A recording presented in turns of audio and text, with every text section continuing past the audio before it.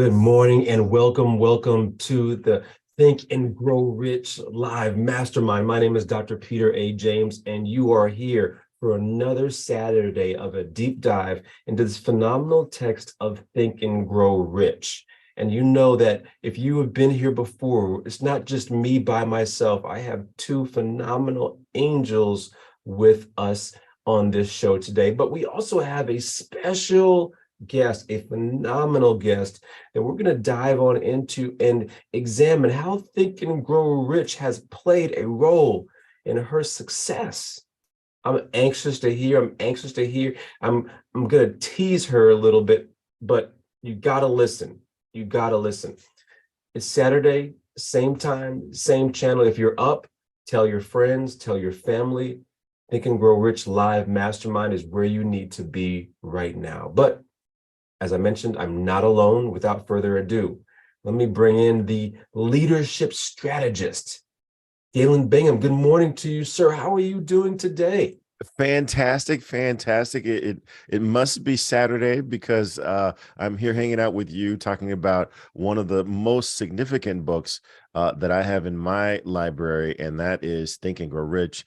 Every successful person that I've ever seen on screen or that I've ever heard about on the radio or on television, they often say that this book is one of their top 5 most important books. And I'm becoming more and more of a student, of a devotee of this, because there are just so many rich principles here, and I can't wait for Amy to share some of the things that she's doing and the plans that she's put in place. She even has a process for evaluating her plans on a monthly, if not a quarterly basis.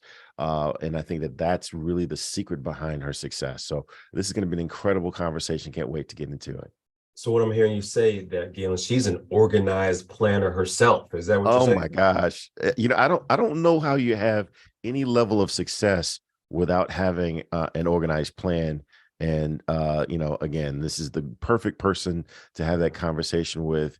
And this topic is going to be the skeleton behind any success that you're going to have is going to be in your plan. Yeah.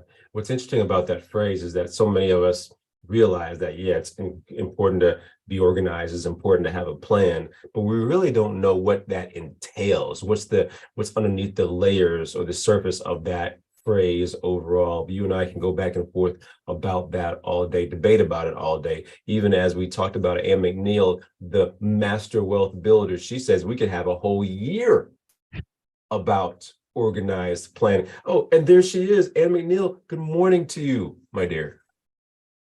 Listen, I heard my name and I had to show up because when you talk about organized planning, you cannot discuss the subject without talking about a mastermind alliance with one or two or three individuals that are willing to hold you accountable. And, Napoleon Hill tells us that the crystallization of your desire, we go with these principles, but in order for you to crystallize your desire, you must have a mastermind group that will help you to vet those plans. And I'm excited with our special guest today to discuss this subject because it is so rich. It is so very, very, very rich, but I won't get into that right now. We'll hold that for the podcast. Good stuff. Glad to have you with us this morning. As always, Ann McNeil, I know you're going to drop some gems, some value bombs on us as we continue to dive on into this organized planning chapter today. But without further ado, let me lead in our distinguished guest this morning. Amy C. Waninger is the founder and CEO of Lead at Any Level, where she improves employee engagement and retention for companies that promote from within. Amy offers assessments, advisory services, and training on essential skills for inclusive leaders. She is the author of 7 books, including Network Beyond Bias, Making Diversity a Competitive Advantage for Your Career. Without further ado, good morning to you, Amy. How are you doing today? Good morning. I realized that in the time between when I sent you my bio this week and today, I actually am now the author of 8 books. So I got to update my bio. But no, I am so glad to be here. I am so happy to be with you and talk about this book and all of the amazing mindset shifts and strategies and just the world of possibilities that this book has opened up for me.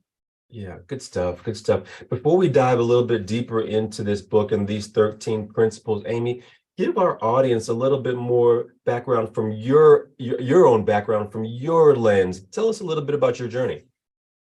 Sure. My journey into the book? Or just in general. Amy. my journey into me. All right, you got it. So I worked in corporate for about 20 years. I worked in IT departments and software companies. I was a computer programmer, did not want to work with people, got promoted into management, had to work with people and realized I didn't know what I was doing. And not only was that my experience, that was the experience of most of the managers that I'd had and most of the managers that I promoted later. And as I was working in the insurance industry, in IT, which is kind of at the epicenter of nerddom, I realized that there was more to this story. There was something that needed to be done. And I set out to find out how could one person make a difference in a workforce and a company and an economy and an industry that had not been inclusive in the past. And what could one person do to make a difference? And that's what led me to my first book, Network Beyond Bias. Love it. Love the story there. I can't wait to dive in a little bit more to who you are and then also how you've been affiliated with this phenomenal text, Think and Grow Rich by Napoleon Hill. But before we dive into that, Ann McNeil, can you tell us a little bit about these 13 principles? Absolutely, absolutely. But let's first go back to something that Napoleon Hill shared about why was this book written? And I think that when we understand why the book was written, Andrew Carnegie asked Napoleon Hill to take 20 years of his life to do this research. And what we're experiencing are these 13 principles, starting with desire. And I'm not going to go through them. We're going to hear that on the audio.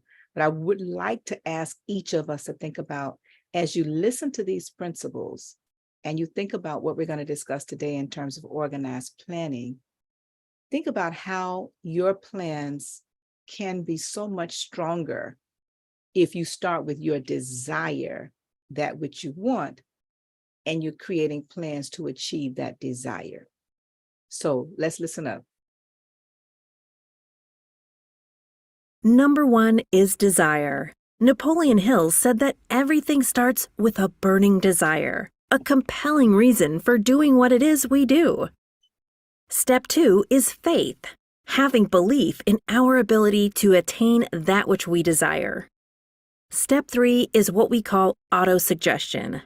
Autosuggestion simply means being very intentional about the things that we are pouring into our thoughts, into our brains, and into our consciousness.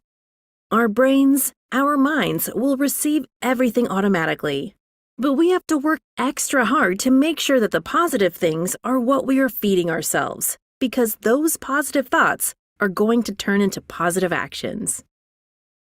Step number 4 is specialized knowledge. No one person knows everything, even about whatever their particular area of expertise might be. And the value of the Mastermind principle is using the specialized knowledge of other people. Step number 5 is imagination, the workshop of the mind. Everything starts with our imagination and our thoughts, the burning desire to transform those thoughts into our reality. In order to do that, we have to take a look at step 6, which is organized planning. That is how we crystallize our desire into action, organizing ourselves. Having the thought and not acting on the thought isn't going to get us anywhere. We have the thought, we go through the organized planning to transform that thought into action. Step number 7 is decision. What Napoleon Hill said is the mastery of procrastination.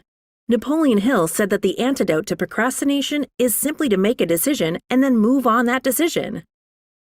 Step 8 is persistence. We have to have a sustained effort which is induced by our faith in order to achieve our goals. One of Napoleon Hill's books I love, even the title, 3 Feet from Gold. Those people who became rich during the gold rush in the wild, wild west days didn't do that because they were necessarily smarter or had better information than anyone else. It's because they stayed just a little bit longer. Sometimes people left when they were just literally 3 feet from gold. So hanging in there, being persistent, is step number 8. Step number 9, the power of the mastermind, the driving force. None of us can accomplish anything on our own. Everybody, I don't care who you are, from the most prominent person to the person who might be considered the lowest on the totem pole, everybody has someone who helped them get to where they are. And the power of the mastermind is being able to use those influences around us, use the thoughts, use the knowledge, use the exploration of other people to help us in achieving our goal. Step number 10, the mystery of sex transmutation. This title can be a little confusing, but essentially what the mystery of sex transmutation means is that we oftentimes in our society think of sex as being purely physical. It is absolutely physical, but what Napoleon Hill teaches us is that sex also has an emotional element, and that sex is the strongest of our desires. That if we can take our sexual energy, transform that into positive, creative influences, it can propel us to new heights. And so we spend quite a bit of time talking about the mystery of step 10, which is sex transmutation. Step number 11 is the subconscious mind, which Napoleon Hill tells us is the connecting leap between our human mind and the infinite intelligence, the source of all thought, the source of all creativity.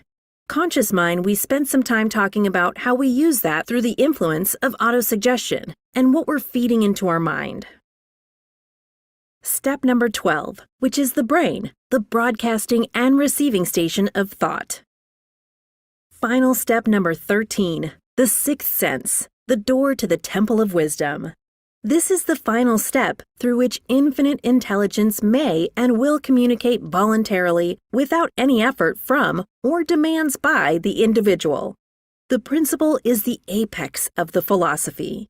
It can be assimilated, understood, and applied only by first mastering the other 12 principles.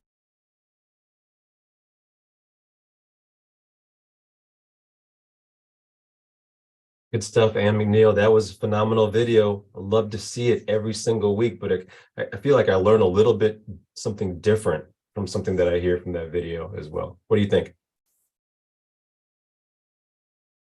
You're on mute. You're on mute.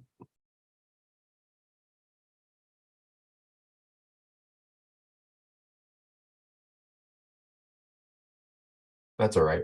While she's coming off of mute, I want to make sure that we acknowledge our studio attendees, our audience, Charles Bright, Donley Ferguson, Patrick Alexander. Thank you so much for joining us today as we dive on into organized planning with Amy. Feel free to also bring any questions you might have for Amy today as we move forward. But Ann McNeil, I heard you saying something about this video, but also feel free to start our conversation with Amy as well. Thank you so very much. Now that I've learned how to come off mute. Thank you. Amy, first of all, let me say welcome to the podcast. And I am excited to delve into your story and your journey into this book. But I think it's important that our listeners understand that you are becoming a student of this philosophy. And so many of us have been part of the NSA and National Speakers Association, Black NSA $1 Million Mastermind. And so I'd like to have you just kind of start off sharing how walking through this book with these principles, how has that experience with Black NSA, and I think you've been maybe 2 or 3 times, how has that helped you in the organization of your plans to overcome any struggle, challenge, or problem in your business? So the Black NSA Mastermind has been a game changer for me. And I was not sure what I was getting into when I first joined. I'm going to be honest. I had a friend who said, why don't you come with me to this? And she actually sponsored me into the group. and, invited me in. And Susan, if you're watching, if you're listening, thank you, because it really was life-changing for me, as I know it's been for you. And, I went through this program the first time, not really knowing what to expect, never having read or heard of the book before. And there was a lot of it that looked and sounded familiar to me. And I realized that all of the leadership books, all of the business books, all of the motivational books I've ever read were rooted in the principles of this book, of Think and Grow Rich. And so when I realized this is not new, right? This is something that's been around for a long time. These are principles that if we go back to the source of where they came from, we're actually getting a richer understanding and not an interpretation of what these principles truly are. And so the way the Mastermind helped me is it opened me up to people who had completely different experiences from me, were in different places in their business, thought bigger, executed bigger, dreamed bigger than I would allow myself to do. And I started to see that more was possible for me. And when we see it, we can be it. All right. Wow. All right. You just teed me up. So thank you so very much for that. I'd like to, Peter and Galen, if I can, I would like to read something that Napoleon Hill says on page 142. And we have many followers every single week that come back and listen and re-listen. So depending upon which version you have, if you go to page 142 in the organized planning chapter at the very bottom of the page, and if you have a different version of the book, it's under the section that says the miracle that has provided these blessings. But this is what Napoleon Hill says, I think is so very important. He says, the purpose of this book, a purpose to which I have faithfully devoted over a quarter of a century, is to present to all who want the knowledge the most dependable philosophy through which individuals may accumulate riches in whatever amount they desire. I have analyzed the economic advantages of this capitalistic system for the twofold purpose of showing that all who seek riches must recognize and adapt themselves to the system that controls all approaches to fortunes, large or small. And then he says, number two, and I'll stop here, to present this side of the picture opposite that of being shown that, we'll leave it at that, the politicians and demagogues who deliberately becloud the issues they bring up by referring to organized capital or free enterprise as if it were something poisonous. And I just want to just share that as we start talking about this organized planning, because what you just described is why having organized plans is so very important, but understanding if you desire money, large or small, this principle will help you get there. Your thoughts? Thank you. So just to share your thoughts on that, Amy. Oh, I'm sorry. I thought you were asking Peter. Yeah. So, one of the things that I love to do is execute. I am a really good executor. And I used to be accused of being kind of ready, fire, aim in my approach. And I still fight with that. But one of the things that I have learned is that if I actually go back to basics and write out a plan step by step and create an organized approach to what I want to accomplish and then stick with it, I can get to where I want to go. Now, sometimes I skip steps, and sometimes I do steps 1 through 3 and then get focused on something else and forget to come back. But if I write out the whole thing and I stick with it till it's done, I accomplish a whole lot more. And I actually just got back from a weekend. Well, it wasn't a weekend. It was a middle of the week retreat with a friend of mine. And I had done this before by myself, where I just sat and thought about what are my plans? What do I want to accomplish? How am I going to get there? Spent 3 days just kind of locked in a hotel room doing organized planning. And I found that when I did it this time with a friend, she was able to pull me out of my own headspace power of the mastermind, and say, let's think about this from a different perspective. What do you really want to accomplish? What do your clients want to accomplish? What does your family want? And really got me thinking bigger and broader, and plugged in the holes in my own thinking so that my plans would be more solid, more sound, and my execution against those plans more successful. Good stuff there, Amy. Galen, you're just sitting there. It feels like you're soaking it all in, man. You're not even diving in yet. Come on into the conversation. Yeah, I am always, I've been in a couple of different spaces with Amy, and I am just always enamored by the focus that, Amy, that you have with making your dreams a reality. And I want to bring us back to page 106 in this book. And then I've got a question for you, Amy. So on page 106, it says, if the first plan which you adopt does not work successfully, replace it with a new plan. If this new plan fails to work, replace it in turn with still another, and so on until you finish a plan that does work. Right here is the point at which the majority of men or women meet with failure because of their lack of persistence in creating new plans to take the place of those which fail. So my question to you is, can you talk about the level of persistence that you apply against your desire to execute, again, your vision, and how true is that passage where Napoleon Hill talks about, you got to constantly come up with different plans. How true is that in your life, and how true has that been for your success? Oh, it's constant. And as an entrepreneur, you have to realize that even if you have the best plan for the moment changes, right? The economy changes, the demand changes, what our customers and clients want changes. And so we have to be ready to pivot and come up with new plans.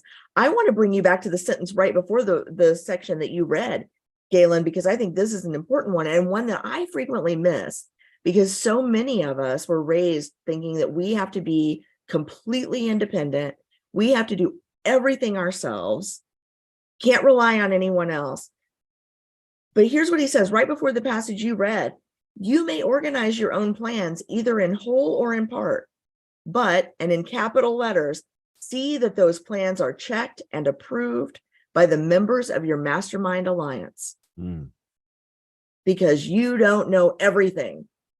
He doesn't say that. I say that. You don't know everything. And I have to remind myself of that a lot, that I'm only seeing one little sliver of the picture of what I want to accomplish.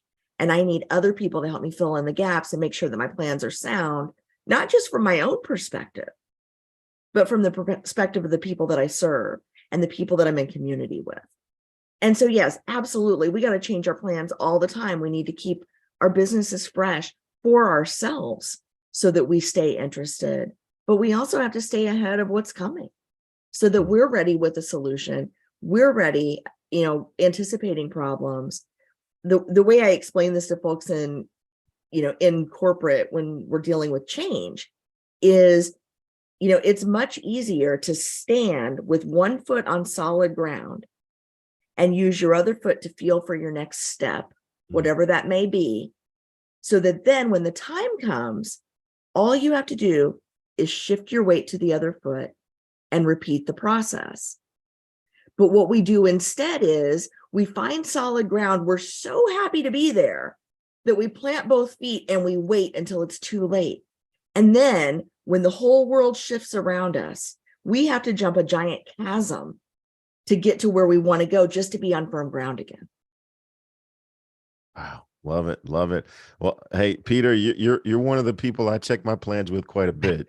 What are your thoughts here? But it's a great conversation there, Galen, because I actually just finished writing an article called Alone.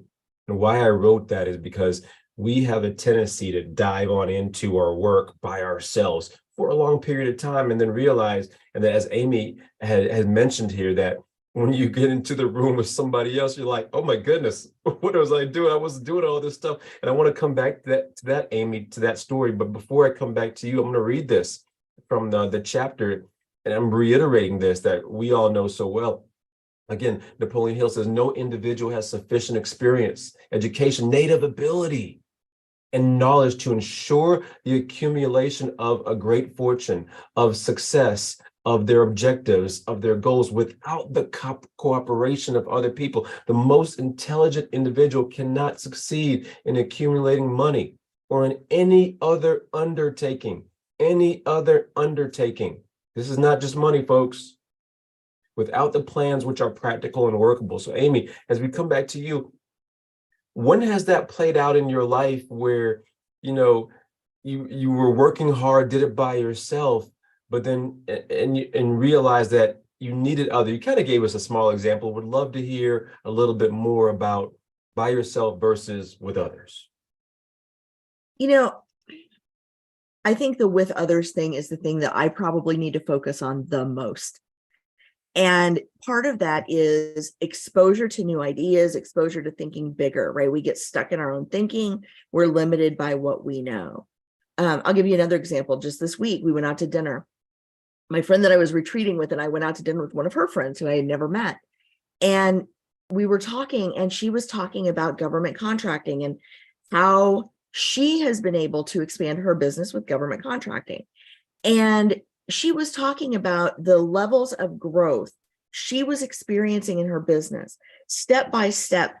When I talk about growth in my business, I'm talking about small incremental growth. This woman was talking about exponential growth, orders of magnitude growth.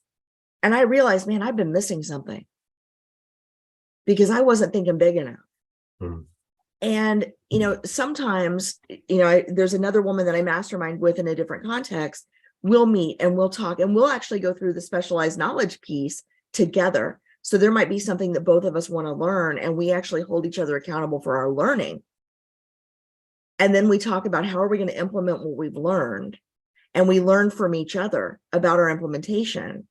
And it really adds a layer and a level of understanding, of being able to operationalize that which we've just learned, because now we're talking through examples and we're putting things into practice in real time, which is the way we actually internalize what we've learned. And I love what I heard from you there right there, is that oftentimes by ourselves, we think about that growth, but with others, the growth opportunity expands. And McNeil, I know you know about growth opportunities. You're the master wealth builder. Amy just brought up something for me, Peter, when she was talking about the different mastermind groups that she mastermind with. And it reminds me of why we created the International Mastermind Association and why that is so vitally important as we connect with other masterminders from other mastermind groups. Because only iron can sharpen iron. Iron cannot sharpen paper. And every time we come together as a larger group, we find exactly what Amy is saying, that there are other individuals that pull us up higher in our thinking. And so that to me is my big aha from this principle, the way he opens the book up saying, listen, regardless of what plans you have, and Amy, you hit the nail on the head, different people for different areas of your business, but also your life. And so we want to encourage everybody who's listening, think about all the different areas of your life spiritually. We get that from church, okay? But family-wise, financially, health, education, mastermind in all of these different areas. That's who we are. That's what we do. We come on here with this book and we talk about these principles, but how do they really live in your day-to-day? And Amy, you're an excellent, like Peter said, you're an excellent example of that, because you're not just talking the talk, you're walking the walk. But I want to go back to another question, and that is, can you share with us from this experience, what are you learning to be grateful for? Oh my gosh, I'm so grateful. Gratitude is such an important part of success, right? And being grateful for just each moment that you have is so important, because if we never appreciate what we have, it doesn't matter how much we have. It'll never be enough. And there are more moments when I will sit here and just burst into tears because I am so grateful for my family. I am so grateful for my husband, who is just the most supportive, wonderful person I know. He is amazing. He is my favorite human on the planet. And I try to make sure that he knows that every single day. Like he is just amazing.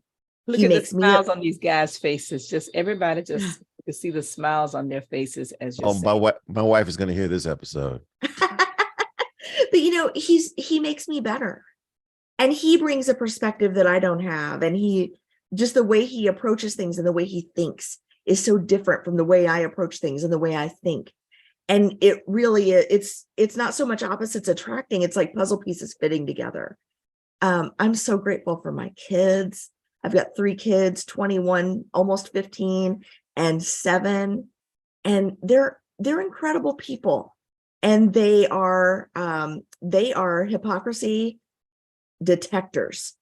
You can't get anything by an altruistic Gen Xer or teenager. If you are being inauthentic, you are going to get called out. And I love them for that, because they hold me to my word and they remind me that if I say something and I don't follow through, I am lacking integrity. And so they keep me honest. And it's just so much fun to watch them grow into the people that they're going to become.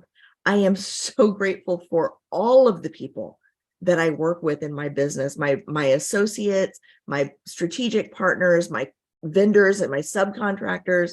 I'm grateful for my mastermind partners. This can be very lonely, but if you're doing it right, it's not. If you're doing it right, this work is fulfilling and meaningful. And, it fills me up. And I love my work. And my only ambition, this sounds terrible, but my only ambition is to do more of it. Love that, Amy. And you know what? And what I hear from you is that loving what you do is a big part of it, right? If you don't love what you do, it may be time to make a shift, because it doesn't matter how many organized plans that you do have. It's going to be all going to naught. Is there truth to that to a certain extent? Yeah. If your organized plans don't match up to your desire, what are you doing? Yeah. What are you doing?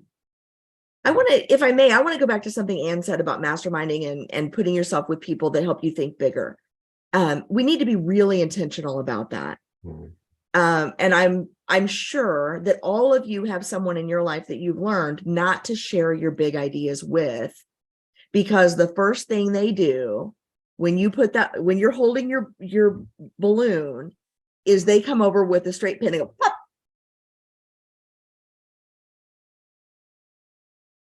We have to be so careful who we mastermind with. We need the people that will help us think bigger, not the people that will take our big ideas away. Yeah. And that warrants some reflection in our own lives, in our own careers, in our own businesses, about who we continue to surround ourselves with. Jim Rome says you are the average of your 5 closest friends. I like to add family to that, because sometimes family has your best interest. They love you so much, but they want to protect you, keep you safe. And sometimes we don't need safe. We need to take risks. We need to take Most of the calculated times risks. we don't need safe. What was that, Galen? Go I ahead. said most of the times we don't need safe. Most of the time, absolutely. So, and Galen, you and I talk a lot about that a little bit, and we stretch ourselves, we pull back, we stretch ourselves, we pull back a little bit. As you reflect on your journey there, Galen, for growth, calculated risks, investments, spend, or even as Ann McNeil had mentioned, investments versus spending. What does that look like for you? Yeah. I'll tell you, it is a journey, and you need to know you and your tendencies and find someone that can pull you through those areas where you're trying to keep yourself safe. And one of the things that I've said a number of times is that you should marry the objective but date the strategy. So marry the objective, but date the strategy. So, Amy, I want to come back to this, and I keep coming back to this because very often people will see someone, and usually the time that they notice them is is after they've come through all the trials and they're starting to see some success, that's when they notice. And so the tendency is to think, well, of course, Amy's having success. Of course, she's been doing this for so long. She's amazing. Of course, Anne's having success. So I got a question, but I want to share something that the text says. It says, no follower of this philosophy can reasonably expect to accumulate a fortune without experiencing temporary defeat. When defeat comes, accept it as a signal that your plans are not sound. Rebuild those plans and set sail once more toward your coveted goal. If you give up before your goal has been reached, you are a quitter. So could you just talk about, again, just to show under the tent, some times when things didn't go quite the way you had hoped, but it wasn't because your goal was wrong. It was because, again, you need to develop a different plan, but you stayed married to the goal and you just changed your plan. Yeah, so I can tell you about a really big personal failure that I had, and I'm still paying for it, by the way. This was during COVID. I decided that travel was going to be probably on hold for quite a while, that events were probably not coming back. I was probably going to need to keep my business local, grow locally. And I live in Indiana. Indiana is not a hotbed of, inclusive leadership demand, right? We're not there yet. Just culturally, I think broadly in the Midwest, but there are pockets, right? And I decided in 21 that I was going to try to build my, just really strengthen my local roots. I already had a national company. I already had international exposure, but because of COVID, in my mind, I thought, well, if I want to build something stronger coming out of COVID, I need to build really deep roots here. And what I realized a little too late was that the way I was going about it was not going to work. The people that I was masterminding with did not have the resources, did not have the connections, did not have the same vision that I had. They were not thinking as big as I needed them to think to help my business grow. And I realized it just a little too late that this strategy was not working. But as soon as I realized it, I took decisive action. I did the math. I made sure, right? I made sure that it was my plan and not me. And I said, no, this is not working. I'm investing way too much time, money, energy into something that is not giving me a return. I got to dip and I'm going to go do this other thing. And I started, instead of investing in other people that couldn't help me, right? And I'll still invest in people, but I was putting a lot of, taking investment away from myself. I changed and I shifted that investment into myself. And I started working with people who were thinking bigger and more and broader and more globally. And in that time, so since that 2022 pivot, I've actually now had clients and audiences on all 7 continents, including Antarctica. And 4 years in a row, I've been named as a top 50, top 100 HR influencer globally. And why on earth? I thought, because I got scared, right? And thought, nope, I'm just going to focus local and I'll do stuff locally and I won't think big. Huh. Huge mistake. So anybody out there who's listening, I want you to know it's okay to think big. Don't get scared. And then I guess the other thing I kind of, subliminally want you to know is Lead at Any Level is a global organization and we are here to serve.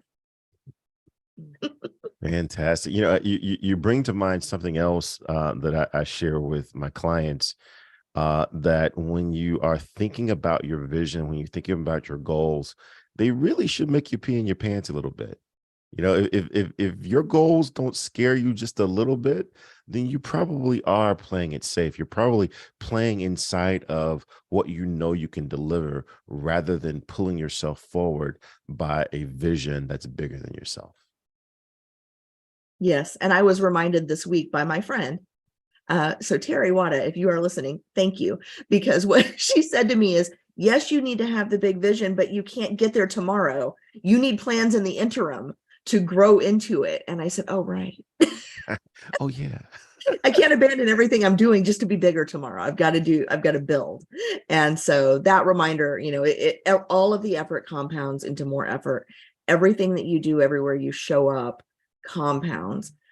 If I may, I'm going to take us out of this chapter just a bit. I want to go back to specialized knowledge, which is chapter 4, principle 4. On the top of page 87, he's talking about someone who's in a job that he didn't like, right? The role was beneath him in terms of where he wanted to be, what he was capable of. He says, for almost 2 years, he continued in a job not to his liking, and he never would have risen above that job if he had not done something about his dissatisfaction. He aimed first at the job of assistant sales manager of his company and got the job. That one step upward placed him high enough above the crowd to enable him to see still greater opportunity. Also, it placed him where opportunity could see him. And I wrote in the margin of my book, every version of this book that I've bought, every year I buy a new one. Every year I write in the margin, where do I go for opportunity to find me? Because I need that reminder. Anna McNeil, you've been interestingly quiet over there. Can you come off of mute and let us know your thoughts about that a little bit? I have the bobbing head over here as she's talking, and I love when a guest goes scriptural on us. Okay, chapter and verse. Let's go back to this other chapter. Okay, now that we've done that, because it's an excellent example of how all these principles connect. And it's not until we connect them to the first principle, which is desire. And in preparation for this podcast this morning, I was listening to an interview, and the guy said, confidence is so important. Going back to organized planning, we have to start with self. And what he shared, Amy, was he, out of college, he went and applied for a job. And the interviewer, and you're in HR, so you can relate to this, stepped out at the end of the interview to get a cup of coffee. And being a young person, he looked over the desk to see what she had written about him.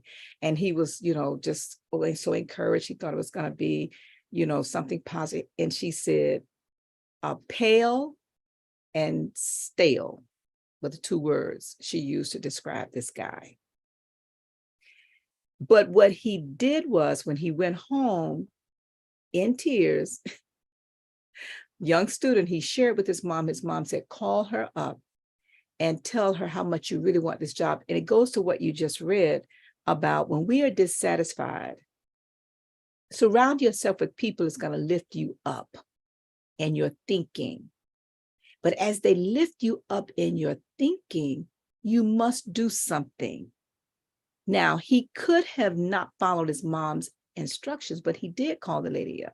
He did get the job. Now he's telling his story 20 years later about what great success he is because he did something. He pushed through and developed more and more and more confidence to go to the next level. So I had my head bobbing as you were saying that. So this has just been phenomenal. I know the time is well spent and we're getting ready to wrap up.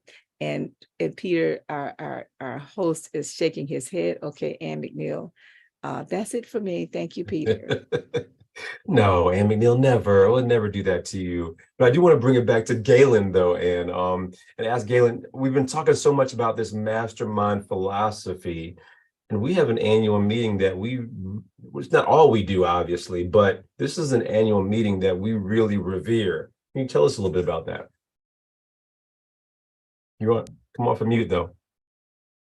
So each year we meet with like-minded people in Boca Raton, Florida, February 5th and 6th. And this is an opportunity for you to do 2 things that are really, really important. Number one, you are required as part of your admissions fee.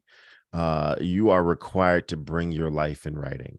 You have to document what have you done over the past 364 days that has been consistent with what you said you were gonna focus on.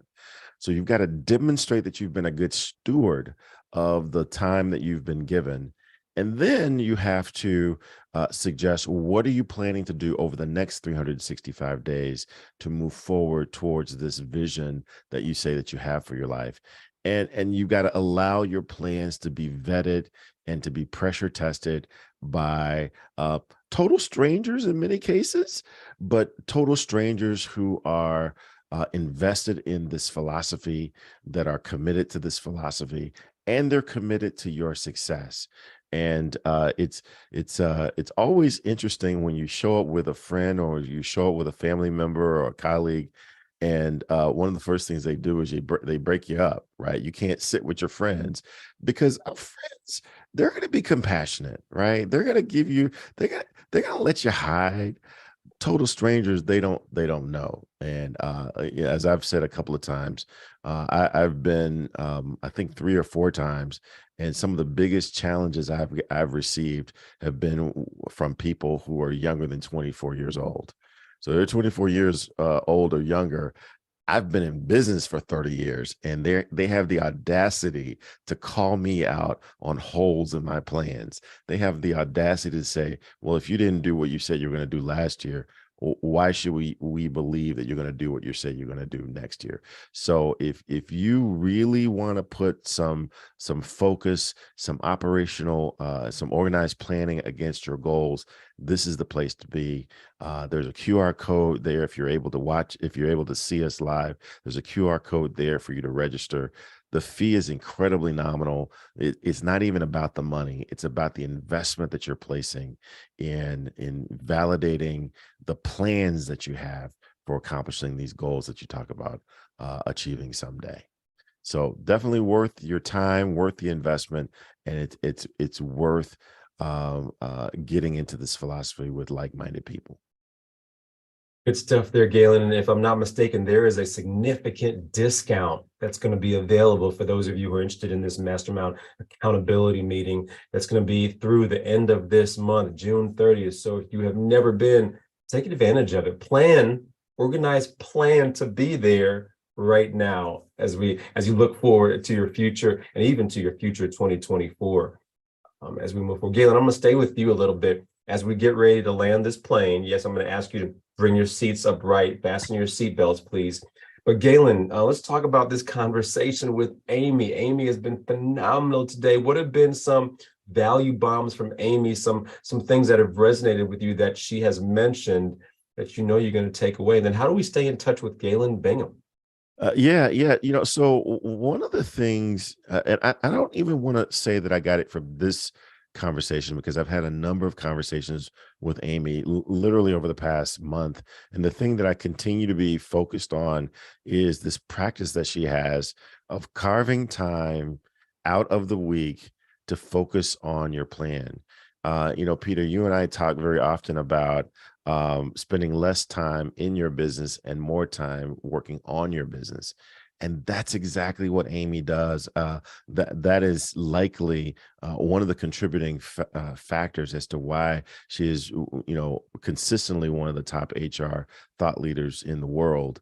And that's why she's having so much success globally, because she's taking time to work on her business and not getting so focused on always being in her business.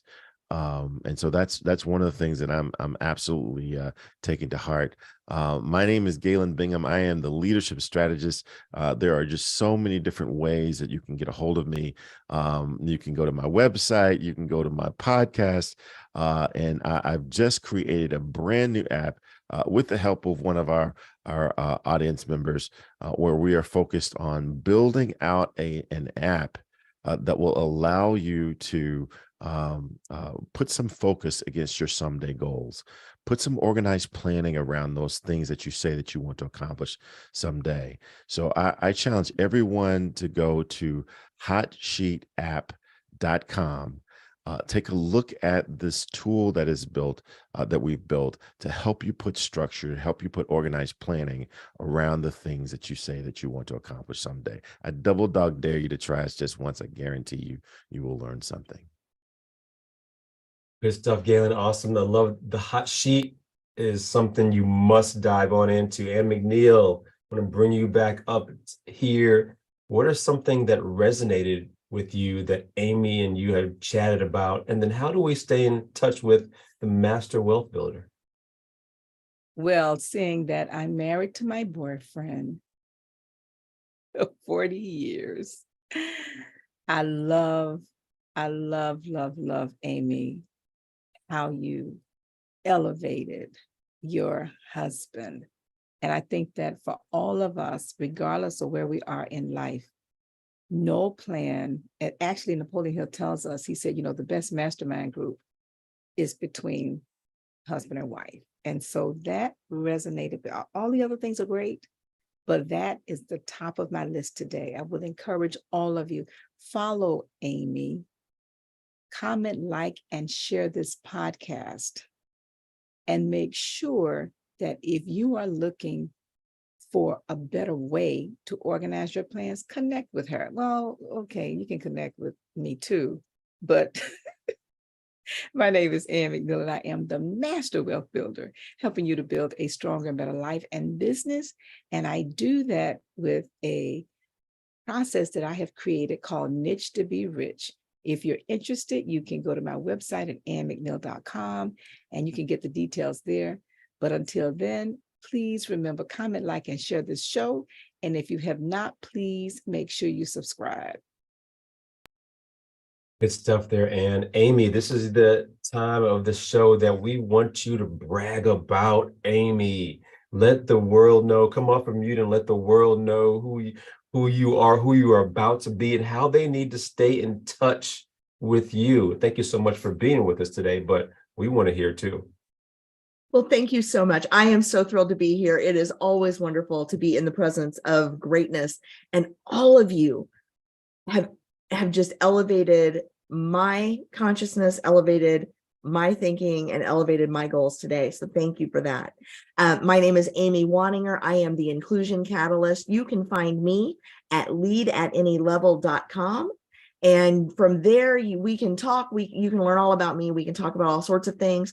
But one thing I wanted to share with you is I have a brand new book, brand new this week. It was waiting for me when I got home from my retreat, and it's called Surviving the Labor Crisis. I want to show you something. This book is tiny, 24 pages, but it's all about what you can do to keep your employees and keep them engaged right now when unemployment is at historic lows and employment productivity is low. And so this is the first step to getting your employees, keeping them engaged. You can also join me at my webinar. This is a book launch celebration webinar on July 12th. It's called Surviving the Labor Crisis, the Urgent Case for Inclusive Leadership. This is a free event, and when you join us, you get a digital copy of the book as my gift to you.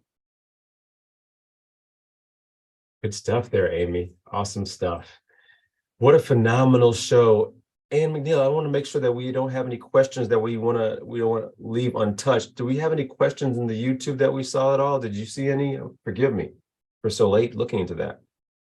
Well, I would like to acknowledge Johnny Lloyd says, good morning. Wyman, always there. Great morning, everyone. Smitty, thank you. Gloria Riley says, good morning. Welcome to the live chat. Thank you again, Wyman, everybody. Thank you. And all of you that's listening, again, please subscribe to the YouTube channel because then you get it automatically. Angelina Frost and all of you that's listening on the different platforms. If you have any questions, even though we're wrapping up, we will take that question very quickly. You can put it in the chat. And for those of you who join us every week inside the live studio, Charles Bright, Donaldson Ferguson, and Patrick Alexander, of course, please let us know if you have any questions. But thank you so very much for joining us every single week, all of you. All right. Good stuff. This has been a phenomenal show. My name is Dr. Peter A. James. I am the high performance coach helping you to shift your mindset. You can find me on any social media platform at Dr. Peter A. James. That's at DrPeterAJames or at shiftyourmindset.com. But what I loved about this conversation with Amy is something that really stuck with me that I got to keep reminding myself about. And this is a question that I'm going to pose to all of you who are watching today. Are you thinking too small? Mhm. And if you are, who do you need to begin to surround yourself with so that can expand much bigger? Because more is destined for you. I'm going to claim it for you. More is destined for you. And so beginning today, what does that need to look like? Another great episode of the Think and Grow Rich Live Mastermind. We will be here same time, same channel next week. Thank you all for being here. We have a question in the Q&A that's sprung up. Oh my goodness, we do. I was getting ready to be finished with you all. Great. It was just a comment from Patrick. Great session.